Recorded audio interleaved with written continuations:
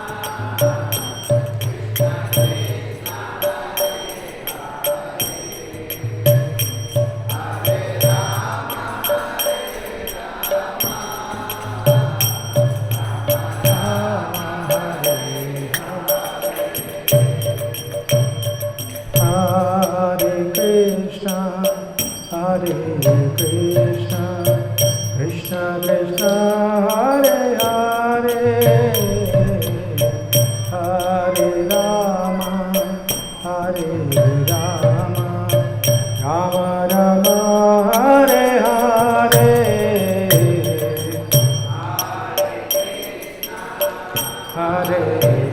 Krishna Krishna Krishna Hare Hare,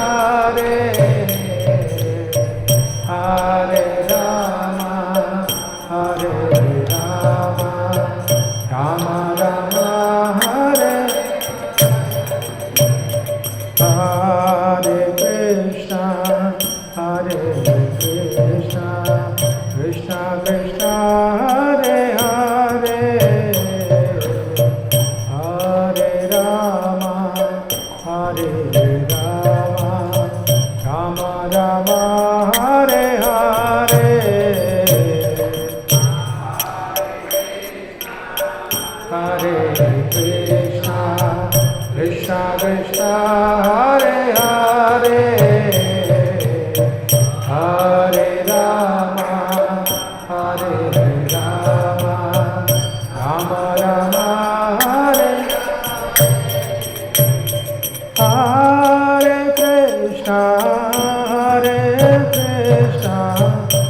Krishna Krishna Hare Hare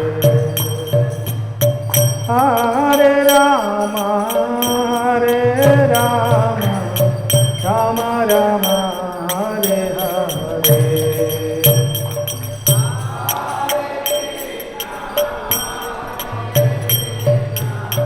Krishna Krishna Hare Hare Hare Rama Hare Rama Rama Rama Hare Hare Krishna Krishna Krishna Hare Hare Hare Ram Ram Ram Hare Hare అందరూ గట్టిగా చెప్పండి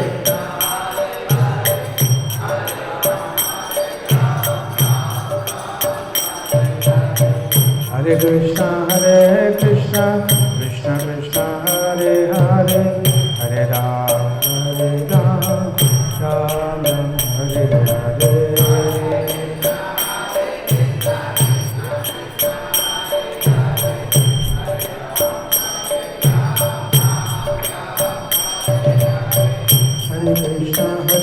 Krishna Krishna Krishna Hare Hare Hare Ram Ram Ram Hare Hare Krishna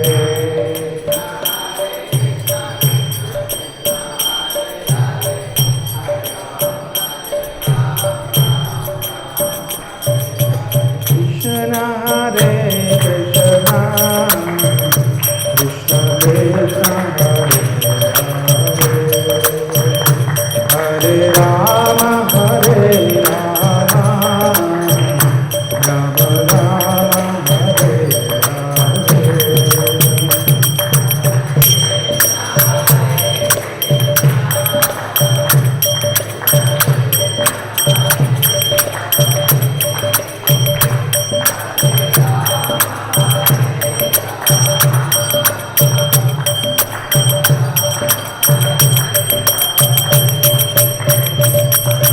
Krishna Hare Krishna Krishna Krishna Hare Hare Hare Rama Hare Rama Rama Rama Hare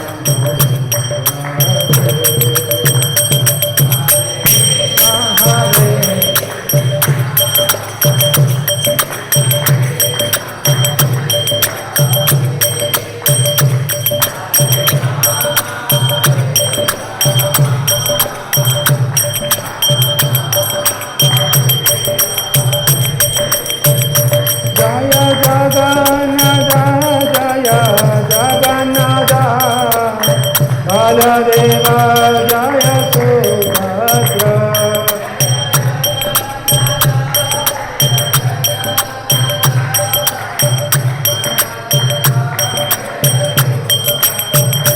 Jaya Prabhupada Prabhupada Prabhupada Srila Prabhupada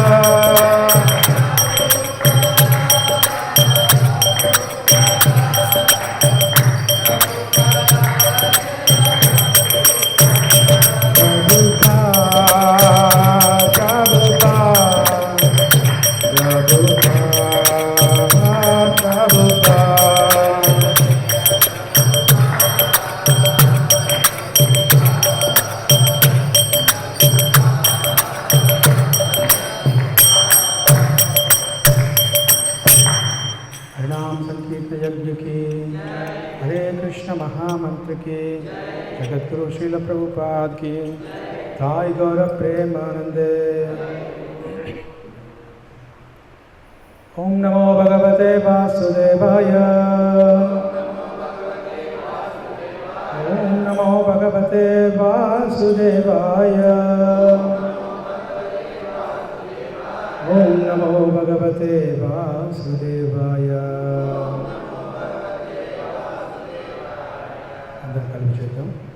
ओम अज्ञानतिमिरान्धस्य ज्ञानाञ्जनशलाकया चक्षुर्मिलितं येन तस्मै श्रीगुरवे नमः श्रीचैतन्यमनोभीष्टं स्थापितं येन भूतले स्वयं रूपकदा मह्यं ददाति स्वपदान्तिकं वन्देऽहं श्रीगुरो श्रीयुतापदकमलं श्रीगुरोर्वैष्णवांश श्रीरूपं साग्रजातं सहगण रघुनाथान्वितं तं सजीवं साद्वैतं सावधूतं परिजनसहितं कृष्णचैतन्यदेवं श्रीराधाकृष्णपादां सहगण ललिता श्रीविशाखान्वितांश्च हे कृष्ण करुणा सिंधो दीनबंधो जगत्पते गोपेश गोपिका कांता राधा कांत नमोस्तुते तप्त कांचन गौरांगे राधे वृंदावनेश्वरी वृषभानुसुते देवी प्रणमामि हरिप्रिये वाञ्छाकल्पतरुभ्यश्च कृपा सिन्धुभ्य एव च पतितानां पावनेभ्यो वैष्णवेभ्यो नमो नमः।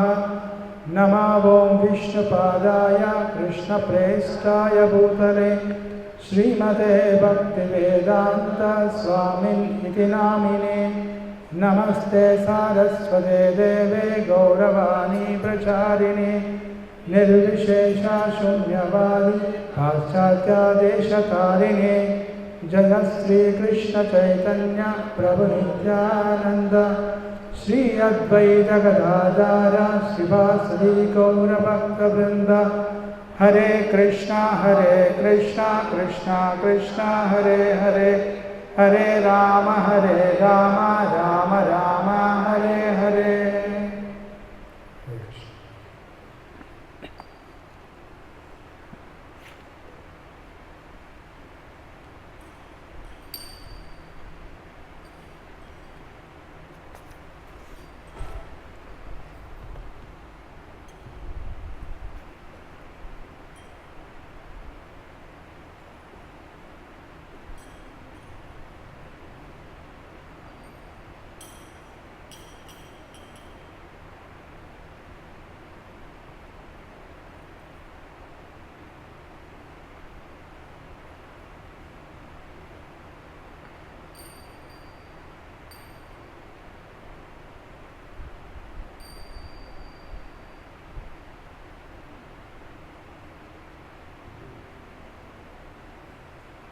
చదువుతున్న భగవద్గీత నుండి 3వ అధ్యాయం 40వ శ్లోకం.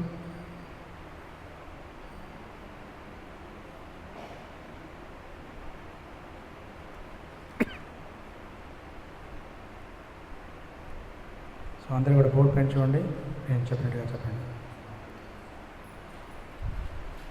ఇంద్రియాణి మనోబుద్ధిర్ अस्याधिष्ठानमुच्यते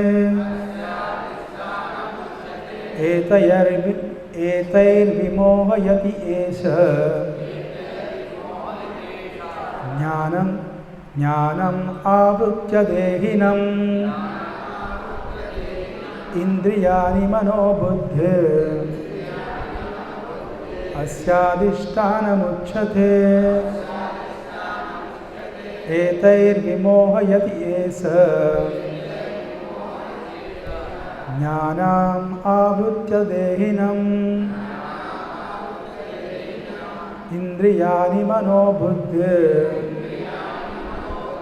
अस्याधिष्ठानमुच्यते एतैर्विमोहयति एष ज्ञानम् आवृत्य देहिनम्.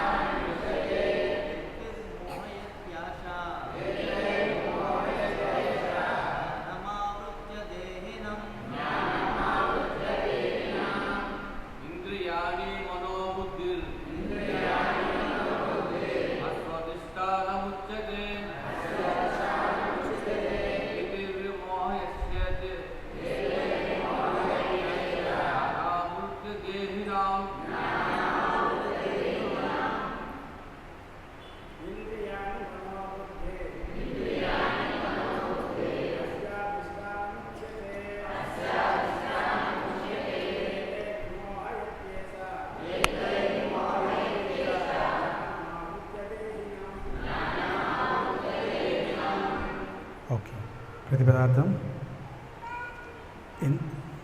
ఇంద్రియాని, ఇంద్రియములు, మనః మనస్సు, బుద్ధి బుద్ధియు, అస్య ఈ కామమునకు, అధిష్టానం వాసస్థానము, ఉచ్యతే చెప్పబడుచున్నవి, ఏతైః వీనిచే, విమోహయతి కలతపెట్టుము, ఏషః ఈ కామము, జ్ఞానం జ్ఞానమును, ఆవృత్య ఆవరించి, దేహినం జీవుల.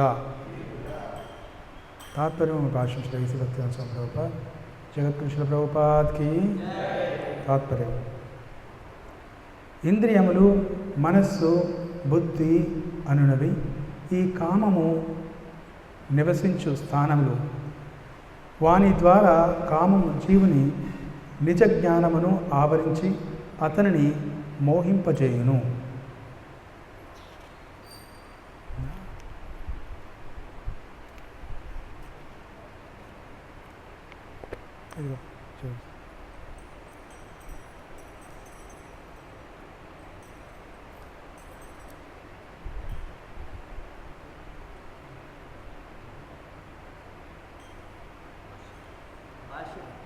బద్ధజీవుని దేహమందరి వివిధ ముఖ్య స్థానములను శత్రువు ఆక్రమించి ఉన్నాడు.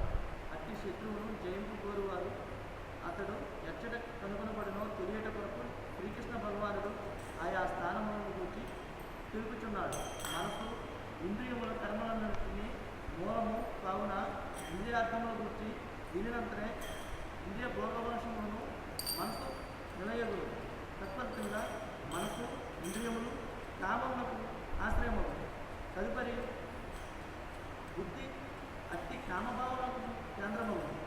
బుద్ధి ఆత్మ యొక్క పొరుగున ఉన్నటువంటిది.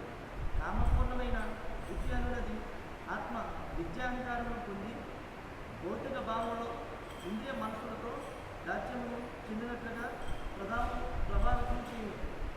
తద్వారా జీవాత్మ ఇంద్రియ సుఖములకు అలవాటు పడి అదియే నిజ సుఖమని భ్రమపడి జీవుని అట్టి భ్రాంతి శ్రీ భగవద్గీత 10వ అధ్యాయం నన్ను చక్కగా వివరించబడింది.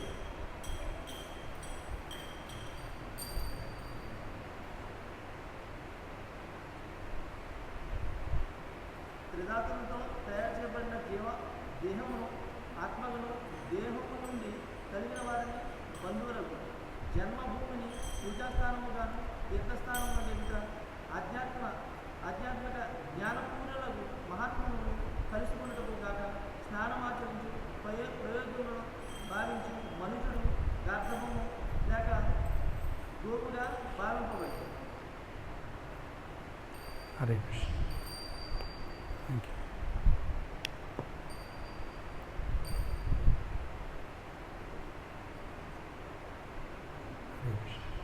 సో ఈరోజు జగన్నాథ్ రథయాత్ర. ఎంతమంది జగన్నాథ్ పూరికి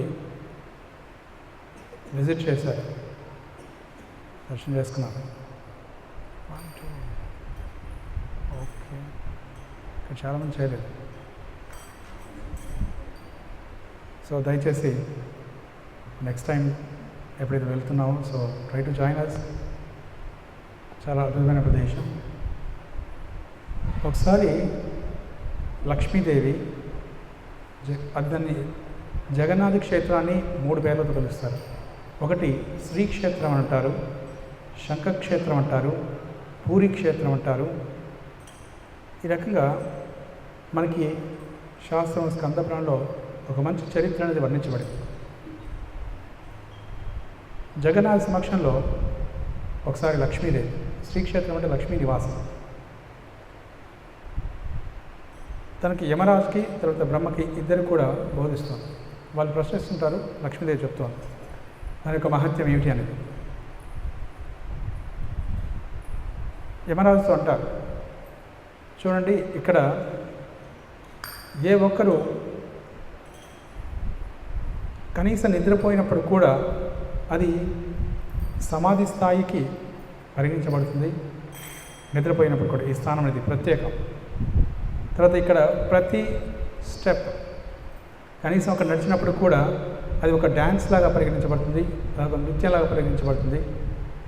తర్వాత అన్నిటికంటే ఇంకా ఎక్కువది అక్కడ కనీసం ఫిష్ అంటే దాన్ని ఏమంటాం, చేపలు తిన్నప్పుడు కూడా అది యజ్ఞ హవిష్యులాగా, సో మన యజ్ఞ హవిష్యులాగా పరిగణించబడుతుంది అన్నట్టు. అంటే ఇక్కడ తినకుండా వెళ్ళేసి అక్కడ తినమని కాదు. ఉద్దేశం ఏమిటంటే దానికి ప్రాముఖ్యత ఏమిటంటే ఇక్కడ ఏం చేసినప్పుడు కూడా అది అత్యంత ఫలితాన్ని ఇస్తుంది అని అర్థం. అంటే ఇక్కడ నిద్రపోకుండా అక్కడ నిద్రపోతే ఫలితం ఎక్కువ వస్తుందని కాదు. అక్కడ అలా చేస్తేనే అంత ఫలితం వస్తుందంటే ఇంకా ఎంత దీన్ని ఒక రకమైనటువంటి కీర్తి అని అంటారు. సో మనకు సంస్కృతంలో దీన్ని ఒక రకమైన కీర్తి పోల్చడం. ఈ పోలికని ఈ రకంగా చేసినట్లయితే ఇంత ఉంటుందంటే ఇంకా మీరు ఏ కొద్దిపాటి పాజిటివ్గా చేసినట్లయితే ఇంకెంత గొప్ప ఫలితాన్ని ఇస్తుంది అనేటువంటి భావంతో చెప్తారు.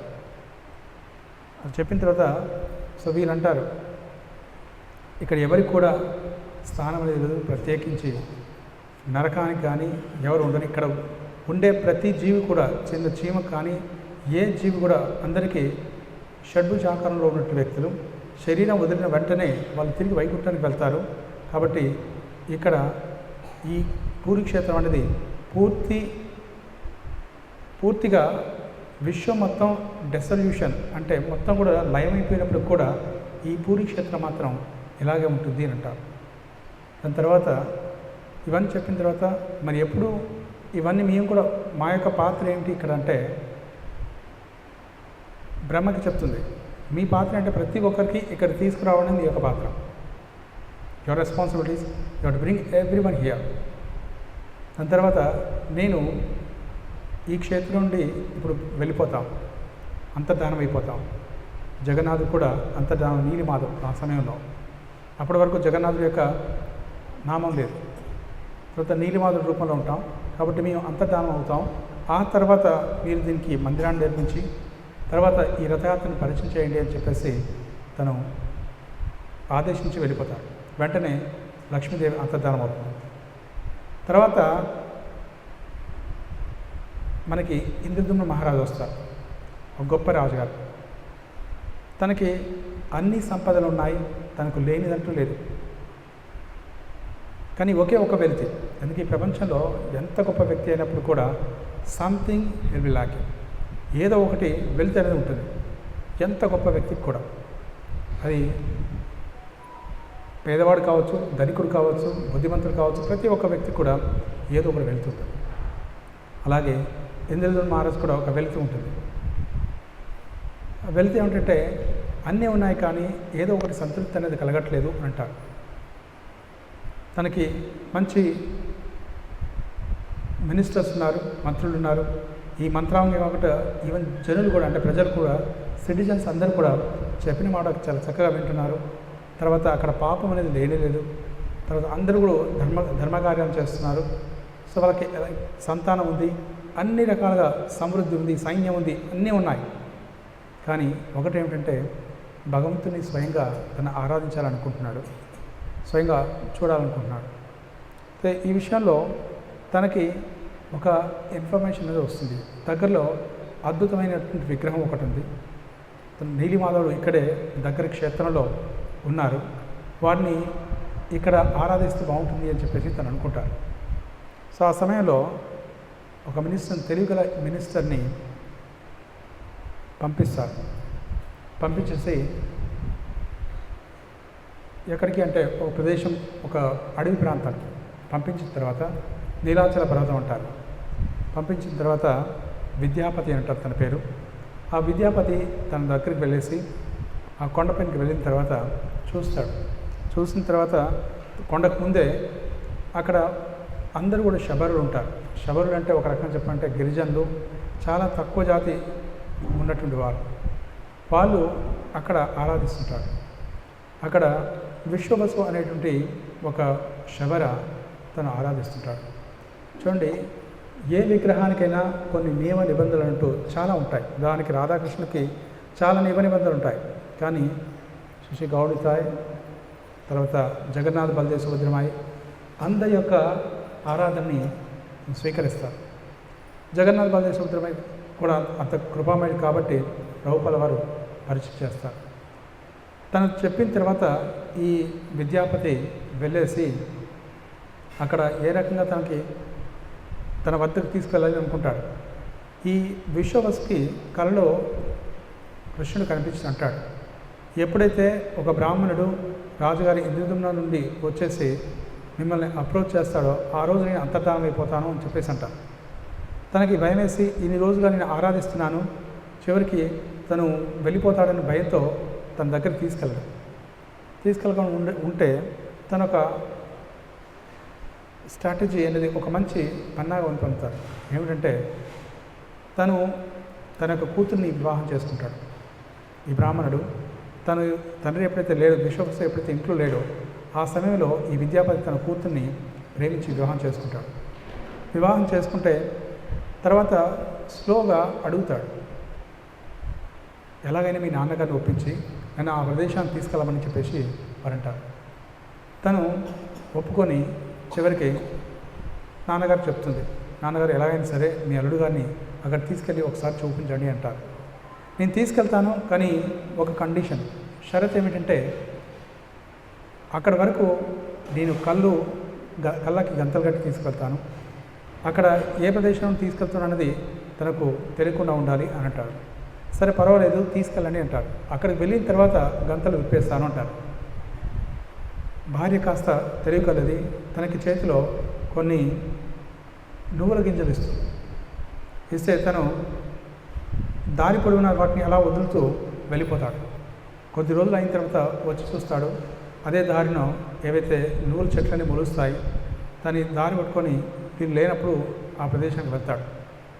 వెళ్ళినప్పుడు అక్కడ చూస్తే ఎంత అద్భుతంగా ఉంటుందంటే తన ముందు కళ్ళ ముందే ఒక కాకి రోహిణీ కుండ అని ఉంటుంది. అక్కడ ఆ రోహిణీ కుండలో పైన ఒక కాకి నిద్రపోతుంది, ఒక చెట్టు ఉంటుంది, మర్రి చెట్టు ఉంటుంది.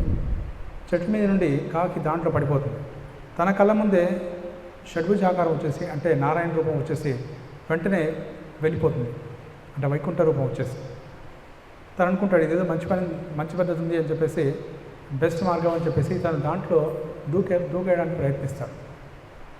వెంటనే ఆకాశం అని చెప్తుంది, విద్యాపతి నువ్వు వచ్చిన కార్యం అనేది వేరు, సో రాజుగారికి మీరు తిరిగి ఈ మెసేజ్ అనేది ఇవ్వాలి, ఇది ఎక్కడ ఉన్నది, కాబట్టి ఇలాంటి సూసైడ్ చేసుకోవడానికి ప్రయత్నించకు అని చెప్పేసి ఈ ఆకాశం అని చెప్పగానే తను తిరిగి మళ్ళీ వెళ్ళిపోతాడు. ఆ అద్భుతమైనటువంటి రూపాన్ని చూసేసి వర్ణించడానికి రాజుగారి దగ్గరికి వెళ్ళిపోతాడు. వెళ్ళిపోయిన తర్వాత రాజుగారు ఎంతో సంతోషించి మొత్తం సైన్యాన్ని తీసుకొని తనకు ఎంతో ఆర్భాటంగా వెళ్తాడు విగ్రహాన్ని తీసుకురావడానికి. వెళ్తున్నప్పుడు దారి మధ్యలో చాలా విపరీతమైనటువంటి గాలి, వాన, సో అనేక రకాలైన అడ్డంకులన్నీ వస్తాయి. ఆ సమయంలో తను ఏం చేస్తాడంటే ఒక నాదమనిషి వస్తాడు. నాదమనిషి వచ్చి తనతో చర్చిస్తాడు, ఏ రకంగా నీలిమాతను తీసుకురావాలని చెప్పేసి. తీసుకురావాలంటే ఆ సమయానికి తను అంటారు, నరసింహస్వామి ఇక్కడ ఎన్నో భుజాలు ఉన్నటువంటి నరసింహస్వామి ఉంటారు, ఉగ్ర నరసింహస్వామి ఉంటారు. తనని యజ్ఞం ప్రసన్నం చేసినట్లయితే తన ఈ ఆటంకాలన్నింటినీ కూడా తొలగించేస్తారు, కాబట్టి మీరు తనకి యజ్ఞం చేయండి అని అంటారు. యజ్ఞం చేసిన తర్వాత నరసింహస్వామి ఈ విజ్ఞానం తొలగిస్తుంటారు. మళ్ళీ కాస్త ముందుకు వెళ్తారు.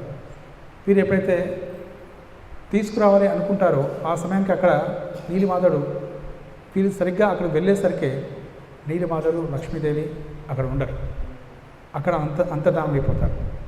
సో వారికి ఇంకా కాస్త బాధ వేస్తుంది. నీ ఇంతగా కష్టపడి యజ్ఞం చేసిన ఇన్ని సంవత్సరాలు, దాదాపుగా 100 సంవత్సరాల వరకు వాళ్ళు యజ్ఞం చేస్తారు. ఇంత చేసిన తర్వాత కూడా మళ్ళీ ఇలాంటి విఘ్నాలకు వస్తున్నాయి అని చెప్పేసి వారు బాధపడుతుంటే నారదమహర్షి అంటారు, భక్తిలో అభివృద్ధి సాధించడం అనేది అంత సులువైన మార్గం కాదు. ఇలాంటి ఆటంకాలు వస్తూ ఉంటాయి, కానీ వీటన్నిటిని కూడా అధిగమించాలి అంటారు.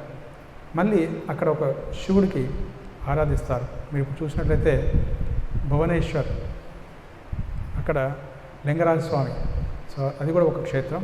సో తనకి ఆరాధిస్తారు, మళ్ళీ ఒక యజ్ఞం చేస్తారు. చేసిన తర్వాత తను కూడా సహకరిస్తాడు.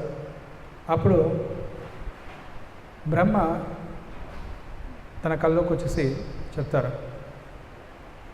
ఈ రకంగా ఒక చెక్కల్ని అంటే లాగ్స్ మొత్తం తీసుకొచ్చి చెక్కించేసి, కర్రలను తీసుకొచ్చి చెక్కించేసి విగ్రహాన్ని, దానికి మీరు మందిరం నిర్మించండి అంటారు. సో ఆ రోజు ప్రయత్నిస్తాడు, ఆ రకంగా చేద్దామని చెప్పేసి రాజ్యం మొత్తం కూడా ఘోషణ చేస్తాడు. అందరికీ చాటింపు చేసిన తర్వాత ఈ వుడ్ కోసం వెతుకుతూ ఉంటాడు, ఎక్కడ దొరుకుతాయని చెప్పేసి. తన కళ్ళలోకి వచ్చేసి కనిపిస్తుంది ఒక బ్రాహ్మణుడికి. అది సముద్ర తీరంలో 3 రంగులు ఉన్నటువంటి పెద్ద ఈ మొద్దులు కనిపిస్తాయి. కనిపించిన తర్వాత వాటికి చిహ్నాలు కూడా ఉంటాయి.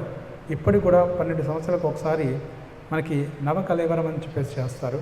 జగన్నాథ్ విగ్రహాలని పూర్తిగా మార్చేస్తారు. సో మార్చినప్పుడు కూడా ఎవరికైతే కనిపిస్తుందో వాళ్ళు ఖచ్చితంగా పరిగెత్తుంటూ, దానికి ఆఫ్కోర్స్ నేను క్రమంగా చెప్తాను. సో దానికి ఇప్పటికీ ఆ చిహ్నాలు అనేవి ఉంటాయి.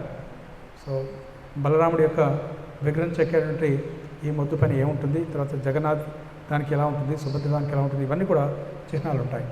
తనకి చెప్పిన తర్వాత ఇవి దొరికిపోతాయి. ఇవి దొరికిన తర్వాత కూడా, సముద్ర తీరం దొరికిన తర్వాత కూడా ఇంకొక పెద్ద ఛాలెంజ్ ఏమిటంటే ఎవరు చెప్తాడు, ఎవరు శిల్పి ఎవరు అనేది ఇంకొక పెద్ద ఛాలెంజ్. తర్వాత మళ్ళీ ఘోషణ చేస్తారు, ఎవరైనా అందంగా చెక్కే వ్యక్తి కావాలి, ఏమాత్రం వీటిని పాడు చేయకూడదు అని అన్నప్పుడు సో ఒక వ్యక్తి వస్తారు, ఒక శిల్పి వస్తాడు. నిజానికి స్వయంగా అయితే విశ్వకర్మ, అంటే తను స్వర్గంలో ఉన్నట్లు ఇంజనీర్, తను వస్తారు. కిందకు వచ్చిన తర్వాత ఒక బ్రాహ్మణుడు ఒక రుద్రుడి రూపంలో వస్తారు.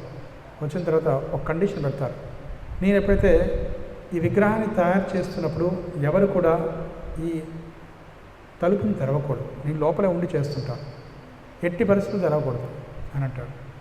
ఒకవేళ తెరిచారు అంటే నేను అక్కడితో ఆపేస్తానంటారు. సరే, ఆ కండిషన్ ఒప్పుకుంటారు. గుండిచాదేవి రాణి, తర్వాత రాజుగారి ఇద్దరు ఉన్నారు. వీళ్ళిద్దరు కూడా ఒప్పుకున్న తర్వాత అలా జరుగుతుంటుంది. ఒక 15 రోజులు కంటిన్యూ చేస్తుంటారు. చేసిన తర్వాత అకస్మాత్తుగా 15 రోజుల తర్వాత ఆ శబ్దం అనేది వినిపించదు. మామూలుగా ఉలి శబ్దం అనేది వినిపించదు. వినిపించకపోతే భార్య అంటుంది గుండిచాదేవి, స్వామి ఇది ఏదో వినిపించట్లేదు, ఆ పెద్ద ఆయన ఉన్నాడా పోయాడా కాస్త చూడండి, ఎందుకంటే చెప్పలేం కదా, అతను చాలా వృద్ధుడు, చూడడానికి అలా ఉన్నాడు, మరి 15 రోజులు ఏమాత్రం ఆహారం కూడా లేదు తనకి, ఒకసారి చూడండి అంటే సో లేదు తను మనకి ఒక ఆజ్ఞను ఇచ్చాడు, దాన్ని పాటించాలి, మళ్ళీ మధ్యలో ఆగిపోయింది అనుకోండి కష్టం అవుతుందంటే లేదు మీరు చూడాల్సిందే అతని అని చెప్పేసి కాస్త ప్రెస్చరింగ్ చేస్తుంది. తను నాగింగ్ చేస్తుంది. భార్య అంటే సహజంగా స్త్రీలు నాగ్ చేస్తుంటారు కదా హస్బెండ్ని, ఆ రకంగా నాగింగ్ చేస్తున్నప్పుడు తను ఒప్పుకుంటాడు. వెళ్ళేసి ద్వారం తెరుస్తాడు. తెరిచిన వెంటనే అక్కడ జగన్నాథ్, బలదేవ్, సుభద్రమాయి మనం ఎప్పుడైతే చూస్తున్నామో రూపాన్ని, ఆ రూపంలో ఉండిపోతారు. అంటే సగం చెక్కిన విగ్రహాల్లాగా ఉండిపోతారు. చూసిన వెంటనే రాజు ఎంతో తీవ్రంగా మూర్చిపోతాడు. అక్కడ ఇంకా అచేతనంగా కింద పడిపోతాడు. ఎందుకంటే నేను చెప్పాను ముందే, ఇంకా చెప్పింది వినలేదు, ఇప్పుడు భగవంతుడి యొక్క విగ్రహాలు సగంలో ఆగిపోయాయని చెప్పేసి దుఃఖంతో బాధపడుతుంటాడు. అలా బాధపడుతున్నప్పుడు నాదమహర్షి వస్తాడు. మీరు దిగులు పడకండి, నిజానికి ఈ విగ్రహాలు కలియుగంలో ఇలాగే ఉంటాయి అని చెప్పేసి తను అంటారు. ఎందుకు అనంటే దానికి ఒక స్టోరీ నేను చెప్తానని చెప్పేసి తను అంటారు. సో ఆ కథ అనేది వర్ణన చేస్తూ ఒకసారి కృష్ణుడు ద్వారకలో రుక్మిణి యొక్క ప్యాలెస్ తను నిద్రిస్తున్నప్పుడు, రాత్రి మొత్తం కూడా తనతో పాటు ఉన్నప్పుడు కూడా తన గదిలో అంతఃపురంలో రాధే రాధే అంటే నందమహారాజ్, యశోద, గోపి గోపి అని ఈ రకంగా కలవరిస్తుండేవాడు. ఇంతకీ ఏం జరిగింది ఈ చిన్నప్పుడు, ఈ లీలలన్నీ కూడా ఎలా ఉన్నాయి, మాకు చిన్నప్పుడు ఉన్నటువంటి లీలలు ఏమాత్రం మాకు అవగాహన లేదు, బట్ వీటిని ఎలా తెలుసుకోవాలి, ఎవరు దీనికి సరైన వ్యక్తి అని చెప్పేసి వీటన్నిటికీ విట్నెస్ చేసింది ఎవరు అంటే యశోదామాత, రోహిణి మాత, వీరిద్దరు తప్ప మిగతా వాళ్ళు ఎవరు లేరని చెప్పేసి తను వెళ్ళేసి వారిని కనుక్కుంటారు. ఈ మొత్తం 108 మంది రాణులందరూ కూడా వాళ్ళు అనుకుంటారు, మేము ఇంత అద్భుతమైన సేవలు చేస్తున్నప్పటికీ భగవంతుడికి అయినప్పుడు కూడా వారు ఇంకా వీళ్ళ పేర్లు తలుస్తున్నారు రాత్రి బవలు అని చెప్పేసి వారు తెలుసుకోవడానికి వెళ్తారు. వెళ్ళినప్పుడు ఒక కండిషన్తో రోహిణి మాత ఒప్పుకుంటుంది. మేము చెప్తాము వాళ్ళు చిన్నప్పటి లీలని చెప్తాను, కానీ కృష్ణుడు బలరాముడు వాళ్ళిద్దరు రాకుండా ఎవరైనా ఒకరు కాపలా కాయాలంటారు, ఒకరు గార్డింగ్ అనేది చేయాలి అంటే సరే ఖచ్చితంగా ఉంటాము అని చెప్పేసి అంటారు. ఎవరు అంటే సుభద్రాదేవి ఒప్పుకుంటుంది. ఒప్పుకున్న తర్వాత సుభద్ర ఇదంతా కూడా గోశాల జరుగుతున్నప్పుడు సుభద్రాదేవి అక్కడ కాపలా ఉంటుంది. కృష్ణుడి యొక్క వర్ణనం చెప్తూ ఉంటే వాళ్ళ కృష్ణుడి బలరాముడి యొక్క కథలు ఏది చెప్తూ ఉంటే ఏ రకంగా లీలలు చేశారు బృందావనంలో ఎంత అద్భుతంగా ఉండేవి, యశోదామాత రోహిణి మాత ఏ రకంగా వారిని తిడుతుండేవారు, అన్ని రకాల లీలన్నీ చెప్తూ ఉంటే పూర్తిగా లీనమైపోతుంది సుభద్రమాయి కూడా. ఈలోగా కృష్ణుడు బలరాముడు వచ్చేసి కొంచెం చాటుగా ఉండి ఇవి వింటూ ఉంటుంటారు. సహజంగా ఎప్పుడైతే భగవంతుడి యొక్క భక్తి అపరిమితంగా ఉన్నప్పుడు దాన్ని తన్మయత్వం అంటారు. తన్మయత్వానికి కొన్ని చిహ్నాలు ఉంటాయి. చిహ్నాలు ఏమిటంటే 8 అష్టసాత్విక వికారాలు ఉంటారు. ఇవి రోమాంచం కలగడం, సో కళ్ళ నుండి నీరు కారడం, లేదంటే శరీరం మొత్తం కూడా ఎక్స్పాండ్ అవ్వడం అంటే విస్తరించడం, లేదంటే మొత్తం కూడా కుంచుకోవడం, శరీర అంగాలు లోపలికి వెళ్ళిపోవడం, కళ్ళు పెద్దగా అవ్వడం, ఇలాంటివన్నీ కూడా జరుగుతూ ఉంటాయి. ఈ అష్టసాత్విక వికారాల్లో సుభద్రమాయికి మొత్తం కూడా కాళ్ళు చేతులు కూడా లోపలికి వెళ్ళిపోతాయి, కాళ్ళు పెద్దగా అయిపోతాయి. ఇది చూసిన తర్వాత ఏమైపోయింది సుభద్రకి ఇలా అయిపోయింది అని చెప్పేసి సో కృష్ణ బలరాముడు పక్కన ఉన్నటువంటి వాళ్ళు వచ్చి చూస్తారు. వాళ్ళు కూడా వాళ్ళ యొక్క లీలని వాళ్ళే వినిపోయి వాళ్ళ యొక్క కళ్ళు చాలా పెద్ద అయిపోతాయి. తర్వాత కాళ్ళు చేతులు కూడా ఆ రకంగా మారిపోతాయి. మారిపోయిన తర్వాత ఈ విషయాన్ని నారద మహర్షి పైనుండి ఒకసారి చూస్తారు. స్వామి నేను చూశాను అని చెప్పేసి గట్టిగా అరుస్తారు.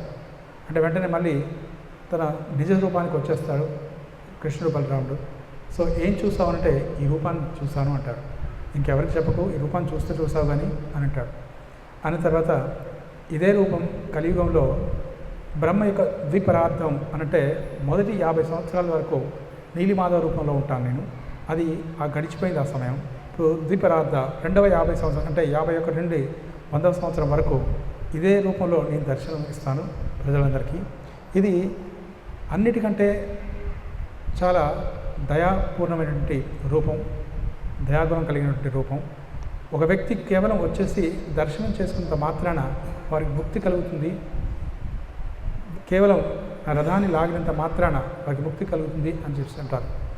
అన్న తర్వాత దీన్ని ఇదే రూపంలో ఇక్కడ చెక్కించేసి ఇదే యథావిధిగా దీన్ని ఇన్స్టాల్ చేయండి, ప్రతిష్ఠించండి మందిరంలో అంటారు. తర్వాత అదే రూపాన్ని వారి చివరికి ఆ మందిరంలో ప్రతిష్ఠిస్తారు. సో మందిరాన్ని నిర్మించడానికి మళ్ళీ నిర్మిస్తారు. విశ్వకర్మ వచ్చేసి దాన్ని నిర్మించిన తర్వాత ఇన్స్టలేషన్ అంటే మనకి ప్రతిష్ఠ చేయడం కోసం మళ్ళీ బ్రహ్మను పిలుస్తారు. బ్రహ్మలోకంకి వెళ్ళినప్పుడు అక్కడ అతను పూజ చేస్తుంటాడు. ఈలోగా ఎన్నో తరాలు గడిచిపోతాయి. మళ్ళీ ఈ రాజుగారి ఎంతోమంది ఆ వంశంలో ఎంతోమంది వస్తారు, వెళ్ళిపోతారు. ఎందుకంటే బ్రహ్మ యొక్క సమయం అనేది మామూలు సమయం కాదు, ఒక క్షణం కొన్ని యుగాలు గడిచిపోతుంది. కాబట్టి ఎన్నో యుగాలు గడిచిపోయింది. ఆ తర్వాత బ్రహ్మ అంటారు. సో మరి ఇంతకు మన కిందకు వెళ్ళినప్పుడు కూడా ఎవరి అండర్లో ఉందో ఈ మందిరం తెలీదు అంటే దే కన్స్ట్రక్ట్ ద టెంపుల్, విగ్రహాలను ఇంకా స్థాపించలేదు. సో తను వెళ్ళిన తర్వాత విగ్రహాలను స్థాపిస్తారు. సో ఈలోగా అక్కడ నాదంటే నాదని చెప్పేసి కొందరు అలా చర్చించుకుంటే దగ్గరలో ఒక ఋషి ఉంటారు. తను అడుగుతారు, ఇంతకు ఎవరిదండి ఈ యొక్క మందిరం, ఎవరు నిర్మించారు, ఏ వంశం వాళ్ళు నిర్మించారు అంటే తను కరెక్ట్గా చెప్తారు. ఇది ఇంద్రద్యుమ్న మహారాజు యొక్క వీరు వంశస్థులు నిర్మించారంటే సో వారు ఒప్పుకున్న తర్వాత ఇంద్రద్యుమ్న మరి సో స్టార్ట్ చేస్తారు, ప్రారంభించిన తర్వాత ప్రతిష్ఠ జరుగుతుంది. ఈ రథం కూడా దాన్ని కన్స్ట్రక్ట్ చేస్తారు. సంవత్సరానికి ఒకసారి సో ఈ రథయాత్ర జరుగుతుంది. ఇంతకీ రథయాత్ర జరగడానికి కారణం ఏమిటి అంటే మొదటి కారణం వచ్చేసి ఇంద్రద్యుమ్న మహారాజుకి సంతానం ఉండదు. గుండీచాదేవి ఇంద్రద్యుమ్న మహారాజుకి సంతానం ఉండదు. ఎందుకు అంటే పర్పస్ఫుల్లీ వారు చెప్పేది ఏమిటంటే ఒకవేళ మాకు సంతానం కనుక ఉన్నట్లయితే మళ్ళీ జగన్నాథ స్వామిని సరిగా మేము చూసుకోము, తననే మా పుత్రుడిగా మేము చూసుకుంటాము, సో వాళ్ళ ముగ్గురిని కూడా మా సంతానం సొంత సంతానంగా చూసుకుంటాము అని చెప్పేసి ఆ రకంగా ఆరాధిస్తుండేవారు. వాత్సల్య భావంతో చేస్తుండేవారు ఆరాధన. చేస్తున్నప్పుడు తన జగన్నాథ స్వామి అంటారు, సరే కనీసం సంవత్సరానికి ఒకసారి నేను మీ ఇంటికి వస్తాను అని చెప్పేసి ఈ యొక్క ప్రదేశం నుండి శ్రీమందిరం నుండి గుండిచా మందిరం వరకు 3 కిలోమీటర్లు. సో అక్కడికి వెళ్తారు. దీనికి ఇంకొక కథ కూడా ఏం చెప్తారంటే, ఇక్కడ వెళ్ళడానికి గోపికలందరూ కూడా బృందావనం నుండి కృష్ణుడు మథురాకు వెళ్తాడు. నేను ఇప్పుడే వస్తాను, ఐ జస్ట్ కమ్ అన్నట్టుగా వచ్చేస్తాడు. వచ్చేసిన తర్వాత తను మళ్ళీ వెళ్ళడు. వాళ్ళు ఎదురు చూస్తుంటారు, ఎంత విరహంతో ఎదురు చూస్తుంటారంటే, సో అందరు కూడా ప్రాణం వదిలే స్థాయిలో ఉంటారు. అలా ఉంటున్నప్పుడు ఒకసారి కృష్ణుడు కురుక్షేత్రానికి వచ్చిన తర్వాత లెటర్ రాస్తారు వాళ్ళకి. ఉద్ధవుని పంపించినా కూడా లెక్క పెట్టరు, బుద్ధుడు కూడా మారిపోతాడు. అక్కడ వెళ్ళిన తర్వాత వీళ్ళ భక్తితో నా భక్తి ఏంటి సరి సమానం కాదు అని చెప్పేసి, నేను కూడా ఈ బృందాంలో ఒక లతనై ఉంటాను అని చెప్పేసి ఒక గుల్మంగా మారిపోతాడు అంటాడు. తర్వాత అక్కడ కురుక్షేత్రంకి వచ్చిన తర్వాత ఇది బృందావనానికి దగ్గరలో ఉంది కాబట్టి వాళ్ళు ఇక్కడికి వచ్చి చూస్తారు, మేము కలుసుకుంటామని చెప్పేసి ఒక లెటర్ రాస్తారు. రాసిన తర్వాత వాళ్ళందరూ కూడా గోపికలందరూ కూడా ఇక్కడికి వస్తారు. సో కురుక్షేత్రంకి వచ్చిన తర్వాత అందరు కూడా ఇక మనం బృందావనానికి వెళ్ళిపోదాం, మీరు వచ్చేసేయండి అని చెప్పేసి తన యొక్క రథాన్ని, కృష్ణుడు బలరాముడు ఉన్న రథాన్ని, సుభద్ర ముగ్గురు ఉన్న రథాన్ని లాగుతూ ఉంటారు. ఎటువైపు అంటే కురుక్షేత్రం నుండి బృందావనం వైపు. సో దాన్ని సిగ్నిఫికెన్స్గా, దాన్ని ప్రాముఖ్యతగా చేసేసి, సో మనం కృష్ణుని బలరాముని సుభద్రని వారిని బృందావనం వైపు తీసుకెళ్తుంటాం అనే ఉద్దేశంతో ఈ రథాన్ని తీసుకెళ్తుంటారు. అదే కాకుండా ప్రతి అంటే సంవత్సరంలో కనీసం ఒక్కసారి వారు ఏం చేస్తారంటే, ఈ యొక్క లీల ఏదైతే ఉందో ఎన్ని సంవత్సరాలు మాత్రం అంటే సంవత్సరం పొడవున మాత్రం శ్రీ లక్ష్మీదేవితో ఉంటారు, కానీ ఒక్కరోజు ఇలా 10 రోజులు మాత్రం ఈ రాధారాణితో ఉంటారు అని చెప్పేసి అక్కడ బోధిస్తారు, ఆచార్యులు వర్ణిస్తారు. సో రాధారాణి అదనేది బృందావనం, గుండిచా మందిరం అనేది బృందావనంతో పోలుస్తారు. అందుకోసం చెప్పేసి తను ఇక్కడ నుండి అక్కడ వెళ్తారు అంటారు. సో ఈ రకంగా మధ్యలో కూడా ఎన్నో లీలలు ఉంటాయి. ఈ యొక్క రథయాత్ర అనేది చాలా అద్భుతంగా జరుగుతుంది. ఈ రథయాత్ర పూర్వం కేవలం జగన్నాథ్పురిలో, అఫ్కోర్స్ మిగతా ప్రదేశంలో కూడా జరిగేది యావత్ భారతదేశంలో. కానీ ఆ సమయంలో బ్రిటిషర్స్ చాలా ఆశ్చర్యపోయేవారు. ఆశ్చర్యం ఏమిటంటే, ఎక్కడో ఒక రోజు ముందు ఎవరు ఉండరు, సడన్గా లక్షల మంది వచ్చేస్తారు.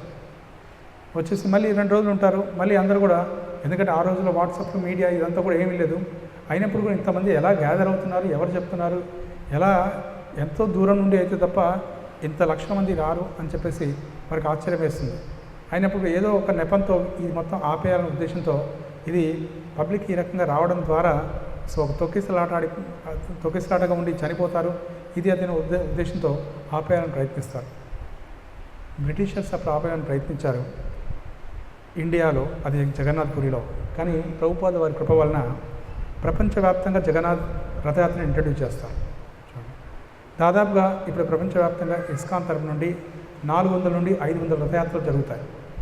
చాలా అద్భుతంగా జరుగుతాయి. లండన్లో అయితే మొత్తం ఎంటైర్ డే వాళ్ళకి హాలిడే ఇచ్చేస్తారు.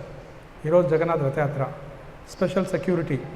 తర్వాత అక్కడ ఉన్నటువంటి కంట్రీ మలేషియాలో ఒక రథయాత్రకు వెళ్ళారంటే ఎంటైర్ ట్రక్ వాళ్ళ డ్రై ఫ్రూట్స్ అవన్నీ కూడా స్పాన్సర్ చేసే వాళ్ళు ఉన్నారు చాలామంది. సో ఈ రకంగా అద్భుతంగా చేస్తున్నారు ఈ రథయాత్ర ప్రపంచవ్యాప్తంగా.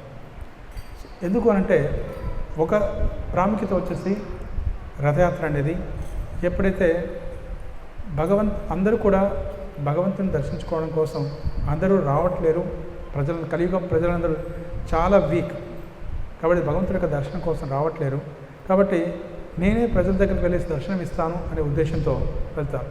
సమ్టైమ్స్ చూడండి, ఇప్పుడు ప్రజలు ఒక్కోసారి కొందరు పేషెంట్స్ చాలా సిక్ అయిపోయినారు అనుకోండి, దే కాంట్ మూవ్. అలాంటి పరిస్థితిలో స్వయంగా డాక్టర్ అక్కడికి వెళ్ళాల్సి వస్తుంది, లేదంటే అంబులెన్స్ తీసుకెళ్ళేసి అక్కడ నుండి రావడం జరుగుతుంది. సో సిమిలర్లీ భగవంతుడి స్వయంగా ఇలాంటి చాలా వీక్గా ఉన్నటువంటి, భక్తిలో వీక్గా ఉన్నటువంటి ప్రజలందరి దగ్గరికి తానే స్వయంగా వెళ్ళేసి దర్శనమిస్తారు. జగన్నాథ్పురిలో కొంతమందికి, అంటే ప్రత్యేకించి ఇతర మతస్థులకి, క్రిస్టియన్స్ కానివ్వండి, ముస్లిమ్స్ కానివ్వండి, సో అన్య మతాలకి, ఎవరికి ఫారినర్స్ కానీ ఎవరికి అలౌడ్ అనేది లేదు. అలాంటప్పుడు జగన్నాథ్పురిలో జగన్నాథ్ సంవత్సరానికి ఈ రకంగా అందరూ కూడా ఒకసారి దర్శనం చేసుకుంటారనే ఉద్దేశంతో జగన్నాథ్ బయటకు అనేది రావడం జరుగుతుంది. అందుకే జగన్నాథ్పురిలో ఒకేసారి అంత క్రౌడెడ్గా ఉంటుంది. అది మన నవకళేవరంలో ఇంకా విపరీతంగా ఉంటుంది. ఈ నవకళేవరం కూడా చాలా అద్భుతంగా ఉంటుంది. ప్రత్యేకించి ఎప్పుడైతే 12 సంవత్సరాలకు ఒకసారి ఎందుకు చేస్తారు అదంటే, ప్రతిరోజు కూడా వాళ్ళు చందనం అనేది అప్లై చేస్తారు సో జగన్నాథ స్వామికి. సో అదే కాకుండా సంవత్సరానికి ఒకసారి ఈ స్నానయాత్ర అని చేస్తారు. రథయాత్రకు ముందు 15 రోజులకు ఒకసారి, 15 రోజులకు ముందు. సో ఈ స్నానయాత్ర చేసినప్పుడు ఈ వుడ్ కాబట్టి ఇది దారు బ్రహ్మ అంటారు. సో ఆ వుడ్ ఏదైతే ఉంటుందో ఆ వుడ్ కాస్త వెట్ అయిపోయి అలా శిథిలమైపోయే స్థాయిలో ఉంటుంది. కాబట్టి ఈ 12 సంవత్సరాలకు ఒకసారి మారుస్తారు. దానికి మార్పు కూడా ఒక ప్రత్యేకమైనటువంటి లీలలు అనేవి ఉంటాయి. దానికి మార్చేటప్పుడు కొందరు ఒక ప్రత్యేకమైన బ్రాహ్మణుడికి ఎంచుకుంటారు, పాండాస్ అంటారు. ఇప్పుడు చూడండి, జగన్నాథ్పురిలో ప్రతి సేవ కూడా దాదాపు ఒక 36 సేవల వరకు ఉంటాయి అక్కడ. ఉదాహరణకి కుకింగ్ ఉందనుకోండి, డిపార్ట్మెంట్ అది సపరేట్. కుకింగ్ అనేది దాంట్లో కుక్స్లో కూడా 700 కేటగిరీస్ ఉంటారు. అంటే 700 ఉంటారు కుక్స్. వాళ్ళలో మళ్ళీ కేటగిరీస్ ఉంటారు. కొందరు నీళ్లు మాత్రమే తెస్తారు, కొందరు వెజిటబుల్ మాత్రమే కటింగ్ చేస్తారు, కొందరు కేవలం గ్రైండింగ్ మాత్రమే చేస్తారు, కొందరు లోపల జస్ట్ కుకింగ్ చేస్తుంటారు, కొందరు ఫైర్ వుడ్ తెస్తుంటారు. ఈ రకంగా డిఫరెంట్ కేటగిరీస్ ఉంటాయి. ఒకరు ఇంకో పని చేయరు. ఆ వంశం మొత్తం కూడా జీవితాంతం అలాగే చేస్తుంటున్నారు. ఇంకో లేదు బోర్ కొట్టింది, నాకు ఈ సర్వీస్ లేదు, వేరే దానికి వెళ్తాను అనేటువంటి ఉండదు. They have to continue. అదొకటి మొదటిది. రెండవది, ఈ సర్వీస్లన్నీ కూడా వంశపారంపర్యంగా వచ్చినందుకు సంవత్సరంలో వారు ఒకసారి చేసినప్పుడు, దానికి రథయాత్రకి రథం తయారు చేసే వాళ్ళు ఉంటారు, ఒక వంశస్థులు. సో అలాంటప్పుడు సంవత్సరం మొత్తంలో ఒకే ఒకసారి, అంటే ఒక 10 రోజులు, 20 రోజులు, ఒక నెల రోజులో, 2 నెలలో చేశారనుకోండి, దానికి గాను వాళ్ళకు మొత్తానికి సంవత్సరం మొత్తానికి జగన్నాథ్ ప్రసాదం వెళ్తుంది. వాళ్ళ వంశాన్ని మొత్తం కూడా వాళ్ళు తయారు చేసి ఇంట్లో కుకింగ్ చేసుకోవాల్సిన అవసరం లేదు. ఎక్స్ట్రా అయినా అది తప్ప, అదర్వైజ్ ఎంటైర్ ఫ్యామిలీకి వాళ్ళు పంపిస్తుంటారు. అదేవిధంగా రోప్స్, తాళ్ళు తయారు చేసే వాళ్ళకి, అలాగే కుండలు తయారు చేసే వారికి ప్రతిరోజు సో జగన్నాథ్కి చెప్పను కాబట్టి తనకి చెయ్యి తడి ఆరకూడదు అంటారు. అందుకని కంటిన్యూస్ వారు తీసుకుంటూ ఉంటారు ఆ రకంగా.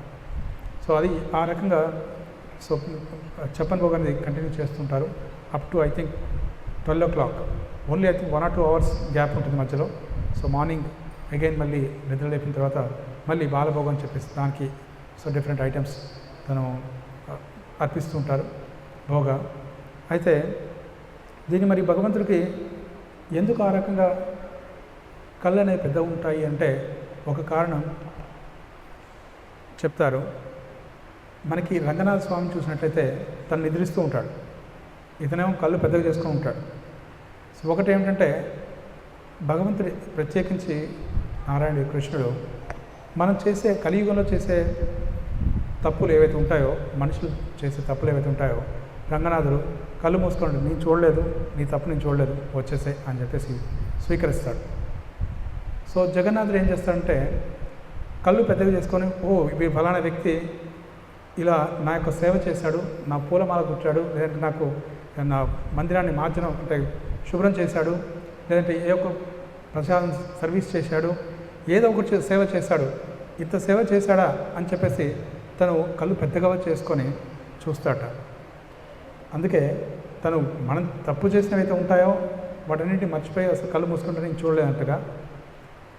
నెక్స్ట్ భగవంతుడు మాత్రం మళ్ళీ ఏదైనా కొంచెం చిన్న పని చేసినప్పుడు కూడా, చిన్న సేవ చేసినప్పుడు కూడా ఇంత గొప్ప సేవ చేశావు అని చెప్పేసి కళ్ళు పెద్దగా చేసుకొని తను చూస్తారు. ఇది భగవంతుడి యొక్క అనుగ్రహం అని అంటారు. అలా అని చెప్పేసి మన తప్పులు మనం కంటిన్యూ చేయమని కాదు అర్థం. అంటే వారి యొక్క కృప అనేది అపారంగా ఉంటుంది అని అర్థం. సో ఇట్ మీన్స్ సో ఈ రకంగా రథయాత్ర అనేది సంవత్సరానికి ఒకసారి కంటిన్యూ అవుతుంది. ఇది అక్కడ తయారు చేయడం కూడా చాలా అద్భుతంగా చేస్తారు ఈ నవకలేవరం అనేది. ఎప్పుడైతే ఈ వుడ్ కోసం వెతికేటప్పుడు అక్కడ విమలాదేవి అని చెప్పేసి ఒక దుర్గాదేవి మందిరం ఉంటుంది, యోగమాయ ఒక మందిరం. అక్కడ ఎవరైతే ఈ వుడ్ ఫైండ్ అవుట్ చేయాలంటే 18 days 18 రోజులు ఉపవాసం చేస్తారు. చేసిన తర్వాత తనకి విమలాదేవి కళలోకి వచ్చేసి జాజ్పూర్లో ఉంటుంది ఇది. సో అక్కడ కళ్ళలోకి వచ్చిన తర్వాత చెప్తుంది ఎక్కడ ఈ వుడ్ అనేది ఉన్నది అని చెప్పేసి. తను చెప్పిన తర్వాత అక్కడ నుండి రన్నింగ్ రేస్ అని ప్రారంభిస్తాడు. తను పరిగెత్తుతూ ఉంటాడు. అప్పుడు మీడియా అంతా కూడా తనతో పాటు ఉంటుంది. ఎక్కడికి వెళ్తుంటాం, ఒక్కోసారి 2 kilometers 3 kilometers 10-20 kilometers కూడా పరిగెత్తూ ఉంటారు. అలా పరిగెట్టి చివరికి ఒకసారి ఒక ముస్లిం ఇంట్లో పెరిగాయి ఈ చెట్లు. వాళ్ళు ఇవ్వనంటారు. చివరికి వాళ్ళ గవర్నమెంట్ వాళ్ళందరూ కూడా ఒప్పించేసి వాటిని కట్ చేసేసి మళ్ళీ తీసుకురావడం జరుగుతుంది. దానికి చిహ్నాలు ఏంటంటే బలరాముడి అయితే అక్కడ ఒక ఈ ఆదిశేషుడి యొక్క సింబల్ అనేది ఉంటుంది, జగన్నాథి సుదర్శన చక్రం సింబల్ ఉంటుంది, అలాగే సుభద్రమాయికి లోటస్ సింబల్ ఉంటుంది. ఈ చెట్ల పైన ఆ సింబల్స్ ఉంటాయి. ఎప్పుడైతే వాటిని చూసేసి దాని ప్రకారంగా వాటిని కట్ చేసేసి వాటిని తీసుకొచ్చేసి మళ్ళీ వాటిని విగ్రహాలు తయారు చేయడం స్టార్ట్ చేస్తారు. విగ్రహాలు చెక్కిన తర్వాత కూడా దానికి మళ్ళీ నవకలేవరం అంటే దాన్ని మార్పు చేయాలి అని అంటే దీంట్లో దాన్ని ఒక పదార్థం అని అంటారు.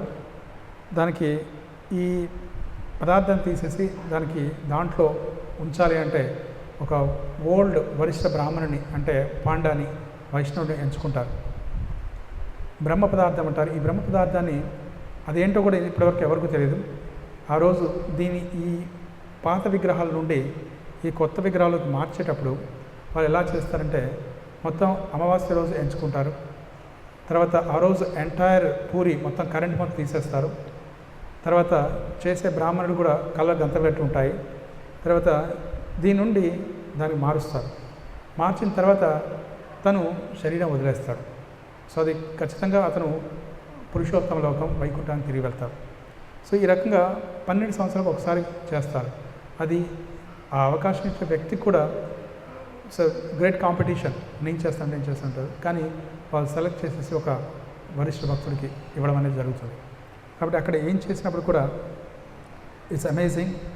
అక్కడ ప్రాముఖ్యత ఏమిటంటే ప్రత్యేకించి జగన్నాథ్ యొక్క స్పెషాలిటీ ఎలాగైతే మనకి బాలాజీకి ఏమిటి లడ్డు ప్రసాదం ఎలాగ ప్రత్యేకమో అక్కడ కూడా జగన్నాథ్ ప్రసాదం అనేది మోస్ట్ ఇంపార్టెంట్.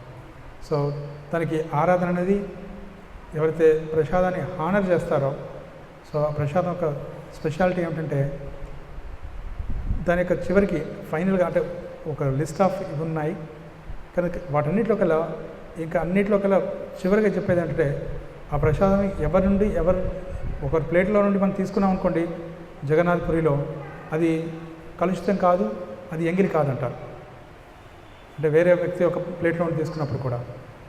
అదే కాకుండా ఈవెన్ కుక్క నోట్ల నుండి కింద పడుతున్నటువంటి జగన్నాథ ప్రసాదం కూడా స్వీకరించినట్లయితే అది కూడా కంటామినేషన్ కాదు అని అంటారు. అంటే దాని యొక్క ప్రాముఖ్యత అనేది చెప్తారు. ప్రసాదం అనేది మోస్ట్ ఇంపార్టెంట్ అక్కడ. జగన్నాథ ప్రసాదాన్ని ఎవరైనా వేస్ట్ చేసి లేదంటే దాన్ని తిరస్కరించినట్లయితే బలదేవ్ వచ్చేసి రోడ్డు కొడతాడు, బలరాముడు వచ్చేసి. ఈ రకంగా మనకి నంబర్ ఆఫ్ స్టోరీస్ కూడా ఉన్నాయి. ఒక స్టోరీ చెప్తాను. ఒకసారి ఒక వ్యక్తి వస్తాడు, మిథిలా నుండి ఒక గ్రేట్ బ్రాహ్మణుడు, తర్వాత తనకి మంచి పండితుడు. జగన్నాథపురికి వచ్చిన తర్వాత తను అంటాడు, ఇక్కడ కేవలం భగవంతుడు జగన్నాథ స్వామి యొక్క దర్శనం చేసుకున్నంత మాత్రాన ఒకరికి పూర్తిగా ముక్తి లభిస్తుంది అని అంటారు. అంటే తను అంటాడు, ఈ ఆచార్య అంటాడు, ముక్తి లభిస్తుందని నేను నమ్మనిది, నేను అన్ని వేదాలు చదివాను, అన్నీ చేశాను, ఇవన్నీ పర్వాలేదు, కానీ కేవలం దర్శనం మాత్రమే చేసుకుంటే ముక్తి లభిస్తుందని నేను ఒప్పుకోను. ఎందుకంటే ఎంతో శ్రమపడి ఈ వేదాన్ని మొత్తం చదివేసి ఇవన్నీ చేస్తే తప్ప ముక్తి అనేది లభించదు కదా అని చెప్పేసి తను విశ్వసించకుంటూ ఉంటే నెక్స్ట్ డే తనకి పూజారి ఉదయం వెళ్ళేసి డోర్స్ ఓపెన్ చేసి మంగళారతి చేద్దామని చెప్పేసి వెళ్తాడు. వెళ్ళినప్పుడు డోర్స్ ఓపెన్ అవ్వట్లేదు, గట్టిగా నెడతారు, సెక్యూరిటీని వచ్చేసి నెట్టుతారు. అయినప్పుడు కూడా ఈ డోర్స్ అనేది ఓపెన్ అవ్వట్లేదు. ఓపెన్ అవ్వకపోతే తను చివరిగా ఏం చేస్తారంటే రాజుగారు పిలిపించేసి ఏనుగులతో చాలా భుజబలం ఉన్నటువంటి ఈ మల్ల యోధులతో వాళ్ళందరితో కలిపి నెట్టిస్తాడు. అయినప్పుడు కూడా అవి ఓపెన్ అవ్వవు. ఎందుకు ఈరోజు ఈ రకం ఓపెన్ అవ్వట్లేవు అని అనుకుంటే చివరికి తను ఏం చేస్తారంటే ఆ రోజు రాజుగారు వీళ్ళందరూ అనుకుంటారు భగవంతుడు ఈరోజు ఓపెన్ చేయదలుచుకోలేదేమో అని చెప్పేసి వదిలేస్తారు. ఆ రోజు రాత్రి జగన్నాథుడు ప్రధానార్చకుడు పాండ్య యొక్క కళలోకి వచ్చేసి తను అంటారు, ఈరోజు ఒక వ్యక్తి వచ్చాడు ఇక్కడికి. ఆ వ్యక్తి నా దర్శనం చేసుకున్నంత మాత్రాన ముక్తి లభిస్తుంది అని చెప్పేసి విశ్వాసం లేదు వాడికి. కాబట్టి అలాంటి వాడు ఉన్నంత వరకు పూరిలో నేను అసలు డోర్స్ ఓపెన్ చేయను అంటాడు. నేను ఫస్ట్ వాడిని బయటకు పంపించాను అంటాడు. అంటే వెంటనే వీరు వెళ్ళేసి ఆ పేరు చెప్తాడు. ముందు పేరు ఒక ఉంటుంది, చివరికి ఆచార్య అని ఉంటుంది. So even I forgot that. తను అంటాడు, అతని పేరు పెట్టి పిలుస్తూ ఉంటారు. రాజుగారికి చెప్తారు, అందరికీ చెప్తారు, అందరు కూడా వెతుకుతున్నారు ఎవరి వ్యక్తి అని చెప్పేసి. అంటే తను అంటాడు, ఏంటి అతి తక్కువ కాలంలో ఇంత ఫేమస్ అయిపోయాను అంటూ తను వచ్చేస్తాడు. ముందుకు వచ్చి, ఏమండి నేనే, నా పేరు ఇది, మీరందరూ వెతుకుతున్నారు ఎవరి కోసం అని చెప్పేసి ఆ వ్యక్తి నేనే అంటాడు. చెప్పిన తర్వాత రాజుగారి దగ్గర తీసుకెళ్తారు. ముందు అర్జెంటుగా ఇక్కడ నుండి బయటికి వెళ్ళిపో అంటాడు అని చెప్పేసి గట్టిగా వార్నింగ్ ఇస్తాడు. ఇంకోసారి ఇక్కడ రాకు, ఏమనుకుంటున్నావు, ఎంత గొప్ప పండితుడు అయితే ఇక్కడ జగన్నాథ స్వామి దర్శనం చేసుకున్న మాత్రం ముక్తి కలగదు అని చెప్పేసి, కలుగుతుంది అని చెప్పేసి కాంతాపురంలో చెప్పినప్పుడు దాని అవిశ్వాసంతో ఉంటావా అని చెప్పేసి తను బయటికి వెళ్ళిపోమంటాడు. వెళ్ళిపోయిన తర్వాత అప్పుడు డోర్స్ ఓపెన్ అవుతాయి. సో దాని అర్థం ఏమిటంటే కేవలం దర్శనం చేసుకున్నంత మాత్రాన్ని సో మనకి ముక్తి లభిస్తుంది అనేటువంటి విశ్వాసం మనకు ఉన్నట్లయితే ఖచ్చితంగా అది జరుగుతుంది. ఇది ఫలశ్రుతి అంటారు. ఈ ఫలశ్రుతిని కలుగుతుంది. కానీ మనకు దురదృష్టవశాత్తు మనం ఏం చేస్తామంటే దర్శనం చేసుకొని వచ్చేసి బయటికి రాగానే ఏ బ్రాహ్మణో ఎవరినో గట్టిగా తిట్టేస్తాం. ఉన్నది కాస్త పోతుంది. సో ఉన్నది అంతకుముందు ఉన్న పుణ్యం అంతా కూడా పోతుంది. దాని కారణంగా you don't get that. Otherwise 100% that ఫలశ్రుతి విల్ బి దేర్. సో ఈ రకంగా మనం ఏం చేసినప్పటికి కూడా భగవంతుడు మన యొక్క సేవను స్వీకరిస్తాడు. He'll accept. ఎంత హంబుల్గా అంటే అంత హంబుల్గా చేస్తారు. అందుకే ఎప్పటికి కూడా తనకి విశ్వవసు యొక్క వంశం శబరులు జగన్నాథ్ రథయాత్ర సమయంలో 15 రోజులు వాళ్ళే సేవ చేస్తారు. ఈ శబరుల యొక్క వంశమే సేవ చేస్తారు. ముందు ఈ పాండస్ చేస్తారు ఇప్పుడు సంవత్సరం పొడవునా, కానీ ఆ 15 days వాళ్ళకి ఇస్తారు. సో అందుకోసం చెప్పేసి ఇప్పటికీ ఆ రథయాత్ర జరిగేటప్పుడు లాస్ట్ ఇయర్ అయితే చాలా కుంభవృష్టి వర్షం అనేది కురిసింది రథయాత్ర రోజు. అంత లక్షల మంది ఉన్నప్పుడు కూడా. కానీ విచిత్రం ఏంటంటే రథం పైన మాత్రం పడలేదు. చూడండి, ఇట్స్ ఏ గ్రేట్ మిరాకల్, గొప్ప అద్భుతం. అలాంటివి నంబర్ ఆఫ్ ఇవి జరుగుతుంటాయి. అలాంటి వందల స్టోరీలు ఉన్నాయి. యాక్చువల్గా జగన్నాథ్పురికి భక్తులతో వెళ్ళినట్లయితే నంబర్ ఆఫ్ ప్లేసెస్ చూడాల్సినవి అనువను ఉంటాయి. సో అందుకోసమే చెప్పి శ్రీ చైతన్య మహాప్రభు 40 సంవత్సరాల్లో 18 సంవత్సరాలు అక్కడే ఉంటారు జగన్నాథ్పురిలో. ఎన్నో అద్భుతమైనటువంటి సేవలు చేస్తారు. ఈ నామాన్ని సో తను అందరికీ ప్రచారం చేస్తారు. అందుకే జగన్నాథ్పురి వెళ్ళినప్పుడు ఎక్కడైనా భగవంతుడి దగ్గర వెళ్ళినప్పుడు ఎలా ఉంటుందంటే, నేను చాలా దగ్గరికి వెళ్ళి చూశానండి, దర్శనం చేసుకున్నాను, ఆల్మోస్ట్ నేను ఆలింగనం చేసుకున్నాను అని ఇలాంటివి అనుకుంటారు. నిజానికి చైతన్య మహాప్రభు చూపించింది ఏమిటంటే, తను గరుడ స్తంభం దగ్గర ఉండి చాలా దూరంగా ఉంటుంది. గరుడ స్తంభం అనేది అంత దూరం ఉండి దర్శనం చేసుకుంటాడు. కారణం ఏమిటంటే ఆచార్యులు వర్ణించేది, సో చైతన్య మహాప్రభు చెప్పేది, నీ దగ్గరికి వెళ్ళడానికి అర్హుని కాదు అని చెప్పేసి. శిల భక్తిసిద్ధాంత సరస్వతి ఠాకూర్ తను వర్ణించేది ఏమిటంటే, మనం ఏదో భగవంతుని చూడడం కాదు, భగవంతుని ప్రసన్నం చేసేలా మనం సేవలు చేసినట్లయితే భగవంతుడే మనల్ని చూస్తాడు, ఆ రకంగా మనం సేవించాలి అని అంటారు. రెండవది వచ్చేసి, మనం ముందుకెళ్ళి మనం చూడడం కంటే ఒక శుద్ధ భక్తుడి యొక్క పక్కన ఉన్నట్లయితే సో భగవంతుడు వాళ్ళ కోసం చూస్తాడు, ఇప్పుడు మనల్ని కూడా చూస్తాడు అని అంటారు. అందుకే గరుడ శుద్ధ భక్తుడు, ప్యూర్ డివోటీ. కాబట్టి తన పక్కన ఉండి మనం అక్కడ ప్రణామం చేస్తూ అతని దగ్గర నుండి దర్శనం చేసుకున్నట్లయితే గరుడు కోసం భగవంతుడు చూస్తుంటాడు, కాబట్టి మనల్ని కూడా అలా చూస్తారు అంటారు. సో ఈ కారణంగా we should stand near the Garuda and pray to him and to give wonderful Darshan. So ఈ రకంగా జగన్నాథ స్వామి చాలా కృపామయుడు. మనం ఏ రకంగా సేవ చేసినప్పుడు కూడా తను అంగీకరిస్తాడు. సో అందుకే ఈ జగన్నాథ రథయాత్ర ప్రపంచవ్యాప్తంగా ఈ 10 days నుంచి చాలా అద్భుతంగా జరుగుతుంది.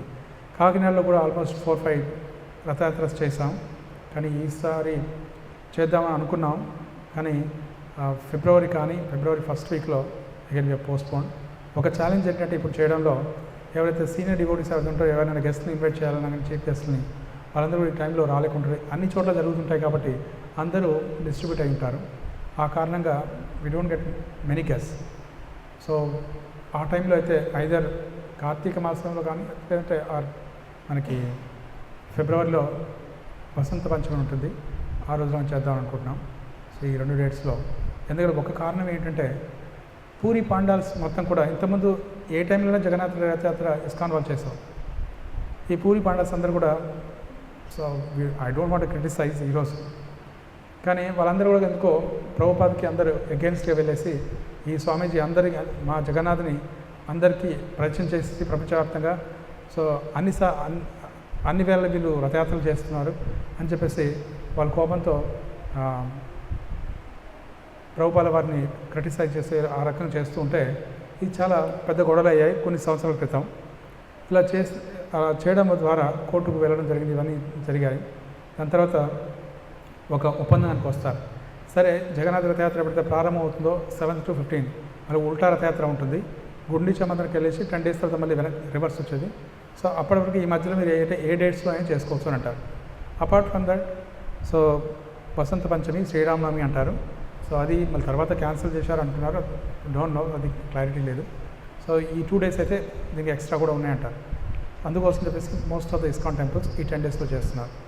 సో విదిన్ దిస్ 10 days కాబట్టి వీలుంటే మనం 6 రోజులు చేస్తాం, అదర్వైజ్ శోభాయాత్ర అని చెప్పేసి శోభాయాత్ర చేస్తాం. సో ఎనీవే అది నవంబర్లో కానీ కార్తీక మాసంలో కానీ ఫిబ్రవరి 1st weekలో కానీ చేస్తాం ఈ రథయాత్ర. సో మీరందరూ కూడా కానీ కాకినాడ కూడా చాలా అద్భుతమైనటువంటి రెస్పాన్స్ అనేది ఉంది. ఇంకొక final story I tell and I'll stop. Jagannath Rathyatra Prabhupada వారు ఎలా ఇంట్రడ్యూస్ చేస్తారనేది చాలా ఇంట్రెస్టింగ్.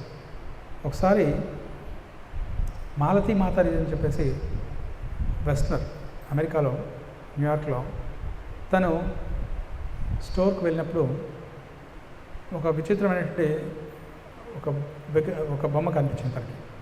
కనిపిస్తే దాన్ని షాప్ లిఫ్టింగ్ అంటారు కదా ఆ రోజు, అంటే వాళ్ళు దొంగతనం చేశారు. ఒక రకంగా చెప్పాలంటే సో చెప్పకుండా అక్కడ డబ్బులు పే చేయకుండా ఆ సూపర్ మార్కెట్ నుండి తీసుకొచ్చేసి అక్కడ ఆ విగ్రహాన్ని అక్కడ పెట్టింది, అంటే ఆ బొమ్మను అక్కడ పెట్టేసింది. పెడితే ప్రభుపాద చూస్తారు, from way did you get this అని అంటారు. ఎక్కడి నుంచి వచ్చింది నీకు ఇది అని అంటారు. అంటే Prabhupada I got it from the store అని చెప్పేసి అని అంటారు. అంటే ఇతనితో పాటు ఇంకిద్దరు ఉండాలి అంటారు. తను ప్రభుపాద వెంటనే చూసిన వెంటనే ప్రణామం చేసి అడుగుతారు, ఇతనితో పాటు ఇంకా 2 ఇలాంటివి ఉండాలి కదా అంటే మళ్ళీ వెళ్తుంది. మళ్ళీ డబ్బులు ఇవ్వకుండా ఆ 2 కూడా కొట్టేసిన తర్వాత చివరికి ఆ 2 వచ్చిన తర్వాత ప్రభుపాల వారు అంటారు, ఇది జగన్నాథ్ యొక్క కోరిక అమెరికాకి రావాలని చెప్పేసి, కాబట్టి ఇక్కడ జగన్నాథ రథయాత్ర స్టార్ట్ చేస్తాం అని చెప్పేసి అప్పుడు న్యూయార్క్లో జగన్నాథ రథయాత్ర ప్రారంభిస్తారు. సో ఎంతో వండర్ఫుల్గా స్టార్ట్ చేస్తారు. Los Angeles, New York, number of ప్లేసెస్లో అక్కడ ఈ రథయాత్రని చేస్తారు ఇప్పటికీ. సో ఎన్నో ప్లేస్లో చాలా అద్భుతంగా చేస్తున్నారు. సో దాని తర్వాత ఈ జగన్నాథ రథయాత్ర ఇక్కడే కాదు, ప్రభుపాల వారు దాన్ని ఇంట్రడ్యూస్ చేసిన తర్వాత చాలామందికి ఈ జగన్నాథుడు ఏంటో కూడా తెలియదు, కానీ వర్షిప్ చేస్తుంటే ఒకరోజు అడుగుతారు, ప్రభుపాద ఇంతకు వాళ్ళు 3 ఎవరు అంటారు. అన్నప్పుడు సో ప్రభుపాద వారు వర్ణిస్తారు, జగన్నాథ కృష్ణుడు, బలరాముడు, సుభద్ర వాళ్ళ సిస్టర్ అని చెప్పేసి. సో అంత హానెస్టీగా అంత వినయంగా వాళ్ళు ఇన్నోసెంట్గా ఆరాధిస్తుంటారు. సో అలాంటి సేవని భగవంతుడు స్వీకరిస్తాడు. కాబట్టి ఎప్పుడు గర్వాన్ని వాటిని భగవంతుడు స్వీకరించాడు. కాబట్టి కలియుగంలో శ్రీ చైతన్య మహాప్రభు జగన్నాథ్ యొక్క నామాన్ని తర్వాత ఈ హరే కృష్ణ మహామంత్రాన్ని సో అందరికీ పరిచయం చేస్తూ అన్ని చోట్ల ఈ రథయాత్రని ఇంట్రడ్యూస్ చేస్తూ దీన్ని ఎలా మనం భగవంతుని ఆరాధించాలని చెప్పారు. ప్రభుపాద వారు శ్రీ చైతన్య మహాప్రభు యొక్క టీచింగ్స్ని ప్రపంచవ్యాప్తంగా తీసుకెళ్ళేసి అందరికీ పరిచయం చేశారు. సో ఈ కలియుగంలో ఒకే ఒక మార్గం మనం చేసేది, రథయాత్ర ముందు కూడా చేసేది ఒకటే. సో అది హరే కృష్ణ మహామంత్రం. సో అందరూ కూడా let us please repeat after me. Hare Krishna Hare Krishna Krishna Krishna Hare Hare Hare Rama Hare Rama Rama Rama Hare Hare. Jagannath Baladeva సుభద్రమాయికి హరే కృష్ణ మహామంత్ర की जगन्नाथ रथ यात्रा महामहोत्सव की जगद्गुरु श्रील प्रभुपाद की ताई गौर प्रेमानंदे. Thank you very much. ఇంకో మీ అందరికీ ఒక విన్నపం ఏంటంటే రాజమండ్రిలో ఈరోజు జగన్నాథ రథయాత్ర ఉంది. సో అది ఐ థింక్ ఏవి అప్పారావు రోడ్ నుండి స్టార్ట్ అవుతుంది అనుకుంటాను. ఒకసారి మళ్ళీ సో అనౌన్స్ చేస్తాం. 3 o'clock స్టార్ట్ అవుతుంది. మీకు అవకాశం వాళ్ళందరూ కూడా జాయిన్ అవ్వండి. నేను చెప్పినట్టుగా జస్ట్ కేవలం భగవంతుడి యొక్క దర్శనం ఈరోజు ప్రత్యేకంగా. ఎందుకంటే ఎవరిదైనా బర్త్డే ఉందనుకోండి, ఆ రోజు చాలా సంతోషంగా ఉంటాడు ఆ వ్యక్తి. సో ఏం అడిగినప్పటికీ ఇస్తూ ఉంటాడు. అలాగే జగన్నాథ్ అపియరెన్స్ డే ఈరోజు కాబట్టి తను బయటకు వస్తున్నాడు కాబట్టి తను ఎంతో ఆనందంగా ఉంటాడు. సో తను ప్రత్యేకించి వృద్ధానికి వెళ్ళే మూడ్లో ఉన్నాడు కాబట్టి ఇంకా ఆనందంగా ఉంటాడు. సో ఈ మూడ్లో ఏం అడిగినప్పటికీ ఏం కోరుకున్నప్పటికీ తను వరాలను అలా ఇస్తుంటాడు, ప్రత్యేకించి భక్తిని ఇస్తాడు. సో మీరందరూ కూడా వచ్చేసి దర్శనం చేసుకోండి ఈరోజు ఈ 1 day, anyway Sunday. Okay, thank you very much. Hare Krishna.